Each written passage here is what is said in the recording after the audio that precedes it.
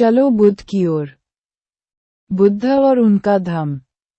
Baba Saheb doctor Bhimrao Ambedkar लिखित। Audio editor Manoj Kumar बौद्ध। नमो बुद्धाय। 3. परिवार का गोत्र आदित्य था। 4. शुद्धोदन का विवाह महामाया से हुआ था। उसके पिता का नाम अंजन था और मां का सुलक्षणा। अंजन कोलिया था और देवदह नाम की बस्ती में रहता था। 5. शुद्धोदन बड़ा योद्धा था। जब शुद्धोदन ने अपनी वीरता का परिचय दिया तो उसे एक और विवाह करने की भी अनुमति मिल गई। उसने महाप्रजापति को चुना। महाप्रजापति महामाया की बड़ी बहन थी। 6. शुद्धोदन बड़ा धनी आदमी था। उसके पास बहुत बड़े बड़े खेत थे और नौकर चाकर भी अनगिनत थे। कहा जाता है कि अपने खेतों को जोतने के लिए उसे 1000 हल चलवाने पड़ते थे। 7. वह बड़े अमन चैन की जिंदगी बसर करता था। उसके कई महल थे। 3. जन्म। सिद्धार्थ गौतम ने शुद्धोदन के घर में जन्म ग्रहण किया था। उनके जन्म की कथा इस प्रकार है। 1-2 शाक्य राज्य के लोग आषाढ़ के महीने में एक महोत्सव मनाया करते थे। इस उत्सव में क्या राजा क्या प्रजा सभी सम्मिलित होते थे। 3. सामान्य रूप से यह महोत्सव 7 दिन तक मनाया जाता था। 4. एक बार महामाया ने इस उत्सव को बड़े ही आमोद प्रमोद के साथ, बड़ी ही शान शौकत के साथ, फूलों के साथ और सुगंधियों के साथ मनाने का निश्चय किया। हाँ, उसमें सुरामेर आदि नशीली वस्तुओं का सर्वथा परित्याग था।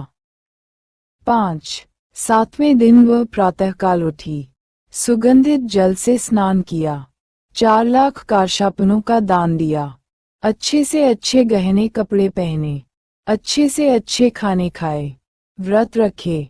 तदनंतर वह खूब सजे सजाए शयनागार में सोने के लिए चली गई। 6. उस रात शुद्धोदन और महामाया निकट हुए और महामाया ने गर्भ धारण किया। राजकीय शैया पर पड़े उसे नींद आ गई। निद्राग्रस्त महामाया ने एक स्वप्न देखा। 7. उसे दिखाई दिया कि चतुर्दिक महाराजिक देवता उसकी शैया को उठा ले गए हैं और उन्होंने उसे हिमवंत प्रदेश में एक शाल वृक्ष के नीचे रख दिया है। वे देवता पास खड़े हैं। 8. तब चतुर्दिक महाराजिक देवताओं की देवियां वहां आईं और उसे उठाकर मानसरोवर ले गईं। 9. उन्होंने उसे स्नान कराया, स्वच्छ वस्त्र पहनाए, सुगंधियों का लेप किया और फूलों से ऐसा और इतना सजाया कि वह किसी दिव्यात्मा का स्वागत कर सके। 10. तब सुमेध नाम का एक बोधिसत्व उसके पास आया और उसने प्रश्न किया, मैंने अपना अंतिम जन्म पृथ्वी पर धारण करने का निश्चय किया है, क्या तुम मेरी माता बनना स्वीकार करोगी? उसका उत्तर था, बड़ी प्रसन्नता से। उसी समय महामाया देवी की आंख खुल गई। 11. दूसरे दिन महामाया ने शुद्धोदन से अपने स्वप्न की चर्चा की।